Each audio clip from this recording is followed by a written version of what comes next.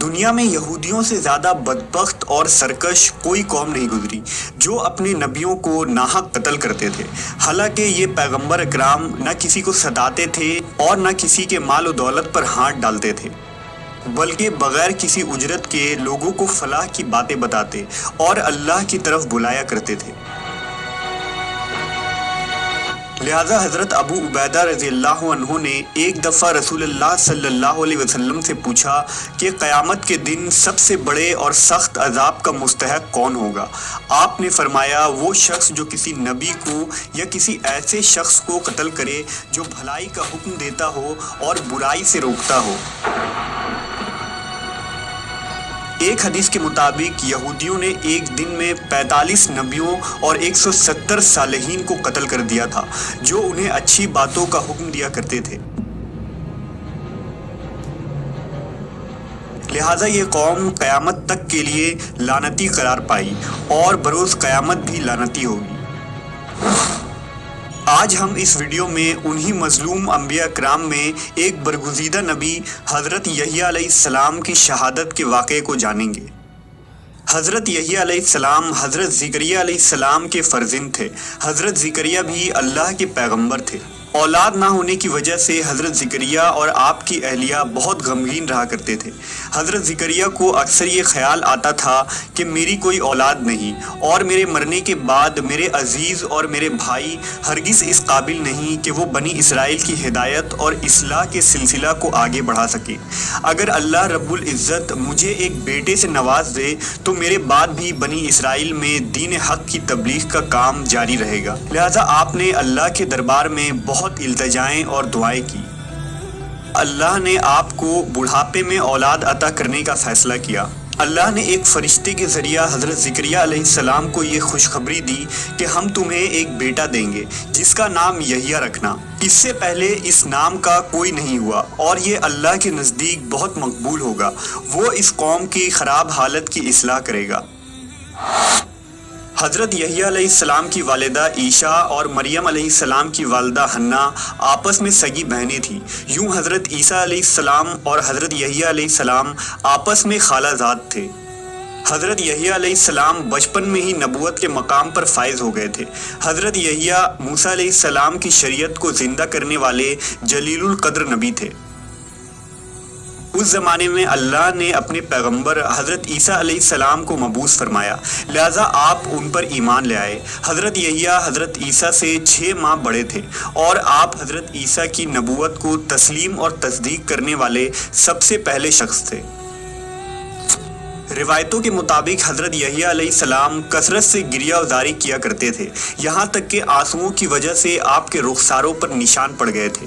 حضرت یحییٰ علیہ السلام نہایت ہی حلیم، رقیق القلب، پاک باز، عابد، متقی، قناعت شار، شرم و حیا کے پیکر اور سادہ زندگی بسر کرنے والے شخص تھے۔ غذا بقدر ضرورت کھاتے اور لباس اتنا ہی پہنتے جس سے صرف ستر پوشی ہو سکے۔ آپ کو جنگلوں اور بیابانوں سے محبت تھی۔ زندگی کا زیادہ تر حصہ وہی گزرا جہاں آپ درخت کے پتے اور شہد بطور غذا استعمال فرماتے اور پیاس لگتی تو نہر سے پانی پی لیتے۔ نہ کوئی گھر تھا اور نہ زمین جائیداد، جہاں رات ہوتی وہیں بسیرا کر لیتے۔ حضرت ابن عباس سے روایت ہے کہ رسول اللہ صلی اللہ علیہ وسلم نے فرمایا کہ اولاد آدم میں سے ایسا کوئی نہیں جس سے گناہ سرزد نہ ہوا ہو سوائے حضرت یحییٰ علیہ السلام کے۔ اللہ نے حضرت یحییٰ کو 5 باتوں کا حکم فرمایا تھا کہ ان پر عمل کرو اور بنی اسرائیل کو بھی عمل کرنے کا حکم دو۔ لہٰذا انہوں نے بنی اسرائیل کو بیت المقدس میں جمع کیا اور فرمایا، اللہ نے مجھے 5 باتوں کا حکم دیا ہے۔ اللہ کے سوا کسی کی عبادت نہ کرو اور نہ ہی اللہ کے ساتھ کسی کو شریک کرو۔ میں تمہیں نماز کا حکم دیتا ہوں جو خشوع و خضوع کے ساتھ ادا کرو۔ میں تمہیں روزے رکھنے کا حکم دیتا ہوں۔ بے شک روزے دار کے منہ کی بو اللہ کے نزدیک مشک سے بھی زیادہ معطر اور پسندیدہ ہے۔ میں تمہیں صدقہ کرنے کا حکم دیتا ہوں اور کثرت سے اللہ کا ذکر کرتے رہا کرو۔ حضرت یحییٰ علیہ السلام کی وفات کے متعلق مفسرین نے مختلف واقعات تحریر کیے ہیں، تاہم مفسرین کی اکثریت نے جس واقعے کو بیان کیا ہے وہ لوکا کے انجیل سمیت بہت سی کتابوں میں درج ہے، جس کا خلاصہ یہ ہے کہ حضرت یحییٰ علیہ السلام کے زمانے میں یہودیہ کا بادشاہ ہیرود ایک عیاش شخص تھا، جس کی وجہ سے پورے ملک اور بنی اسرائیل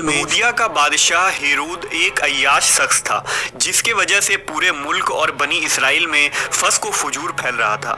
اس نے اپنے حقیقی بھائی فلپ کی بیوی ہیرودیاس کو بغیر نکاح اپنے گھر میں رکھا ہوا تھا۔ حضرت یحییٰ علیہ السلام چونکہ نبی تھے اور دعوت حق کا کام سر انجام دیتے تھے، لہٰذا انہوں نے بادشاہ کے اس فحش حرکات کے خلاف آواز بلند کی، جس کے نتیجے میں انہیں گرفتار کر کے قید خانے میں ڈال دیا گیا۔ بادشاہ نے یحییٰ علیہ السلام کو قید تو کر دیا، لیکن وہ ان سے ڈرتا بھی تھا۔ وہ جانتا تھا کہ آپ اللہ کے سچے نبی اور نیک انسان ہیں، نیز بنی اسرائیل بھی آپ کی بہت عزت و احترام کرتے ہیں۔ لیکن بادشاہ کی داشتہ ہیرودیاس حضرت یحییٰ کی تعلیمات کو اپنے اور اپنی جیسی دوسری بدکار عورتوں کے لیے بہت بڑا خطرہ سمجھتی تھی، لہٰذا وہ آپ کی جان کی دشمن ہو گئی۔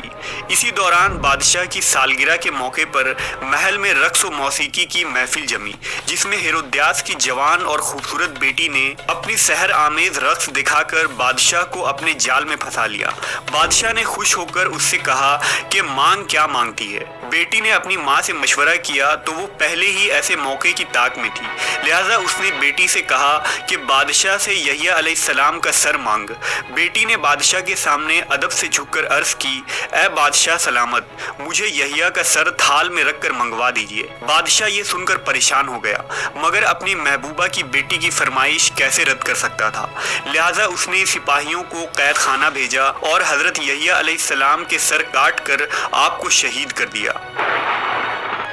آپ علیہ السلام کے سر مبارک کو ایک تھال میں سجا کر اپنی محبوبہ کی رقاص بیٹی کے سامنے پیش کیا۔ روایتوں کے مطابق حضرت یحییٰ علیہ السلام کی شہادت پر آسمان سے خون کی بارش ہوئی اور سورج کا رنگ سرخ ہو گیا، اور جب آپ کے کٹے ہوئے سر سے خون گرے تو وہ زمین پر جوش مارنے لگے۔ لوگوں نے اس خون کو بہت دبایا اور صاف کیا، لیکن وہ خون کے قطرے اسی طرح جوش مارتے رہے، یہاں تک کہ اللہ نے بنی اسرائیل پر ایک سخت عذاب کا فیصلہ کر دیا۔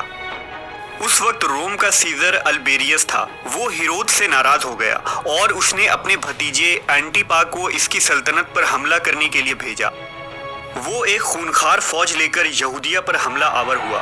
بادشاہ کے لشکر نے قسم کھائی کہ جب تک یحییٰ علیہ السلام کا خون جوش مارتا رہے گا ہم یہودیوں کو قتل کرتے رہیں گے۔ ہزاروں یہودی قتل عام کیے گئے۔ اینٹیپا نے ہیرود کو شکست دے دی۔ اس نے ہیرود کو زنجیر پہنا کر سرے عام روم لے جانے کا فیصلہ کیا۔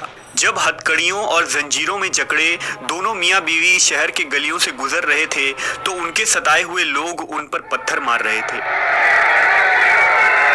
پھر شہنشاہ روم نے ان دونوں کو صحرا میں پھینکوا دیا، جہاں بھوک اور پیاس سے دونوں مر گئے۔ انجیل میں ان رومی افواج کو خدا کا لشکر قرار دیا گیا ہے، کیونکہ اللہ کا یہ قانون ہے کہ وہ سرکش قوم پر دوسری سخت اور جنگجو قوم کو مسلط کر دیتا ہے، جو ان پر قہر بن کر ٹوٹتے ہیں اور اس قوم کو تباہ کر ڈالتے ہیں۔